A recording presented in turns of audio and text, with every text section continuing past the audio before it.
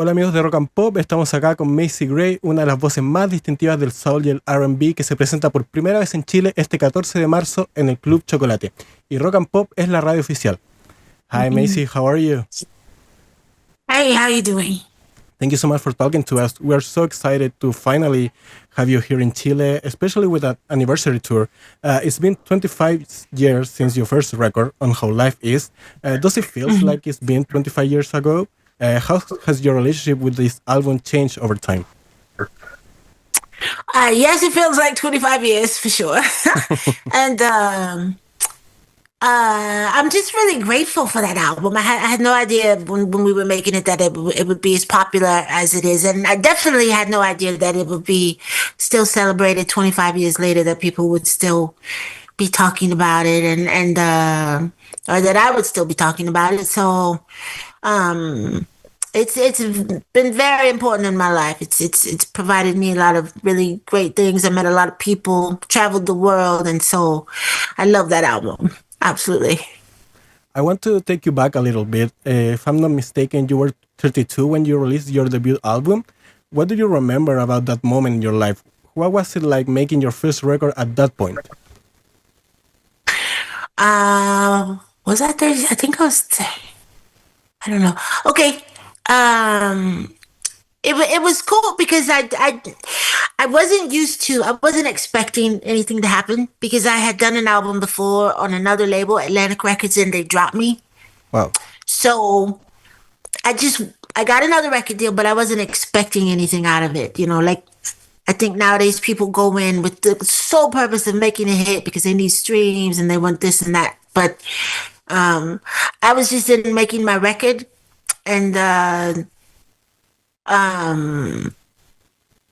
so when everything happened, no one was more shocked than I was. I was totally blown away. Like, I think my first week sales were 9,000 records, and no one in the world was happier than me. I thought that was the best thing in the world. And then, so when it got, when it started going up the charts, I just wasn't expecting it, so it was cool because I wasn't expecting it. I was just really grateful for everything and just kind of watching it with everybody else. And then when it got to Grammy level and all that, I was just blown away. So it was just a really nice surprise, I was reading that you weren't completely sure about making I Try a single.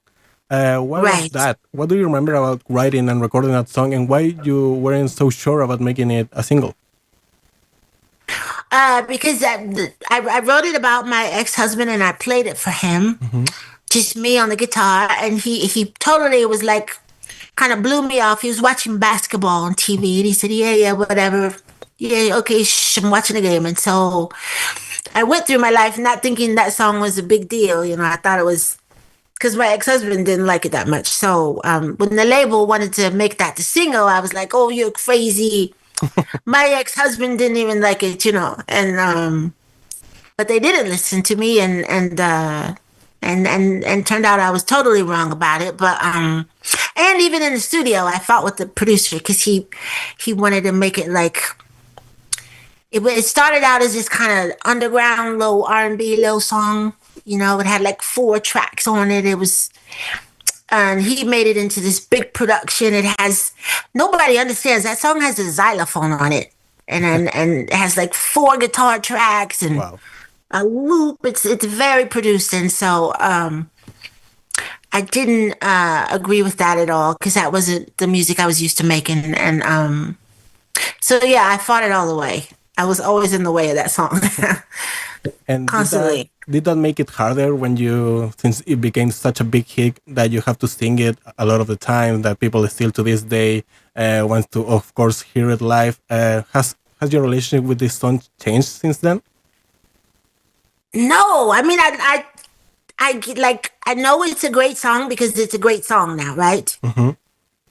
But I swear to you, if somebody said, do you want to put this song out, I'd probably tell them no. Like, I still don't really know. Like, when I hear songs on the radio and I like them, they're hits to me. But if you ask me to call a hit, like what's going to be a hit, I have no no idea. I just don't have the ear for what everybody wants to hear. So to this day, I would tell you, do not put I Try Out as a single. Wow. I know. Well, Exactly. Don't ask me nothing. it's so funny because every time this song comes here in the radio, we all hear like sing it so loud and we love it. And we all try to sing a bit like you. Because I think Oh, thank you. when people think of Macy Gray, the first thing that comes to our minds is your voice. How has your relationship been with your voice over the years? Did you always knew that your voice was special or different? I knew it was different. I didn't know it was special till people started liking my album because I was always mocked as a kid. Wow. Even today, I was on scrolling on Instagram and this kid was imitating me, even today.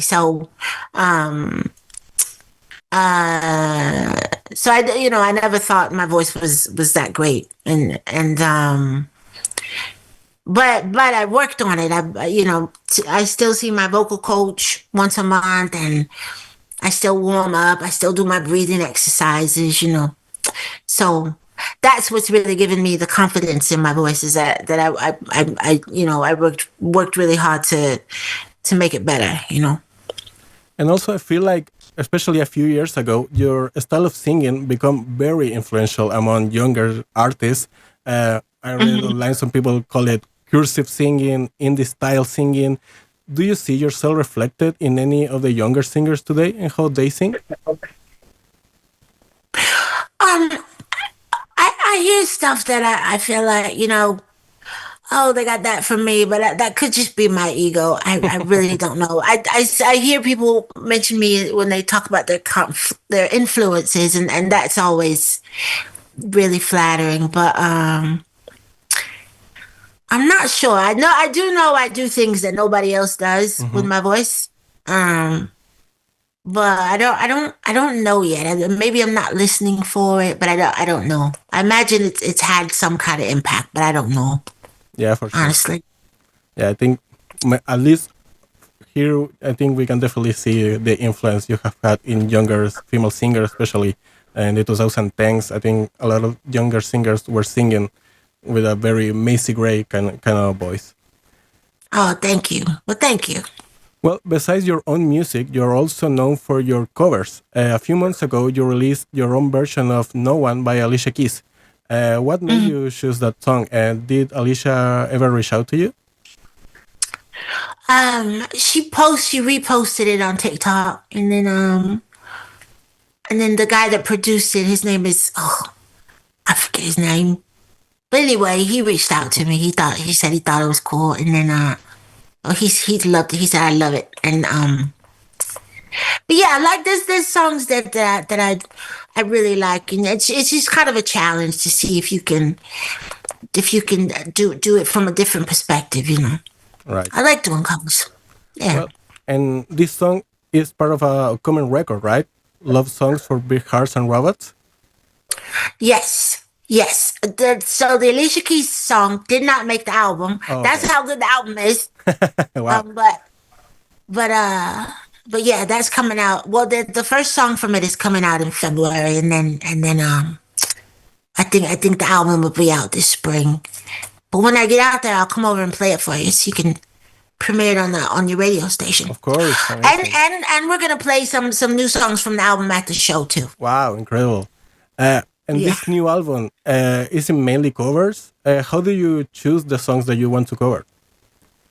No, there's only one cover on Oh, this okay. album. I started out doing that, and then I just kind of got bored with it. It was just like instead of making songs, I was spending all my time looking for a cover, and I just didn't want to do it anymore. So it's actually a full on original album, Wow, that's amazing. except for one. Yeah. I feel like you always take your time with making a record. This time around, what inspired you to go back to the studio, wrote songs, and release new music? Um. Well, I'll be honest. So a label approached me about doing a cover record, which is where that whole concept came from. But Right. once we got in the studio, I just told him, I just said, I can't do it. It was too laborious to just kind of come up with the cover and and then figure out how to remake it. And I was spending all my time, all my creative energy on something that had already been done, and it didn't really make sense. So we switched it up. Yeah, well, I think your fans will be even happier to know that it's mostly original music. So we're all very excited to hear about that. Well, thank you. Well, let's talk about the show. This will be your first time performing here in Chile. What can the fans expect from the concert? What kind of experience are you bringing to this tour? I'm glad you said experience, because that's really what it is, right? It's people going out and just having a really good time and singing songs and jumping up and down and screaming and so that's I'm glad you said that. You just gave me a bunch of ideas. So that's really what I mean. We're already working on the aesthetics, like how it's gonna look, but I think that's the job, is to give people a real experience, something that they won't forget, and so that's what we're working on. Yeah. Is the stage a place you feel more comfortable than maybe in the studio or writing songs? Well, I love both places. But the studio, there's nowhere more comfortable than the studio. You go in this room, there's no windows. Everybody there is doing the same thing. Nobody's arguing with you. And if they are, it's about something creative. And then, you can go in there in your pajamas, you know what I mean? You can just wear your slippers and you can stay in there all day. You don't got to take no phone calls because the internet doesn't work there. It's like the best place on earth. And so, but I love being on stage. You can't beat that either. And since this is an anniversary show, is there any song of the original record that you are connected maybe more now versus 25 years ago? More connected to probably I've Committed Murder, number 8. That's really, besides I Tried, that's probably the most requested song on the record. Like when I say, what songs do y'all want to hear? It's murder, and so that's actually my favorite song on the album. Wow. Well, we're really excited to see you here. It's been a long wait, but I'm sure, I don't know if you know much about how the Chilean audience is in shows, but here people really sing loud and they really sing with all their emotions. So I think you're really going to enjoy the show, and we're going to make sure it's going to be a great night. Thank you so much for talking to us. We can wait. Good luck with the new record. Good luck with the rehearsals for the show. We're going to be there. So thank you so much for talking to us. Okay, honey. Thank you. Thank you, too. Good luck to you, too. Thank you.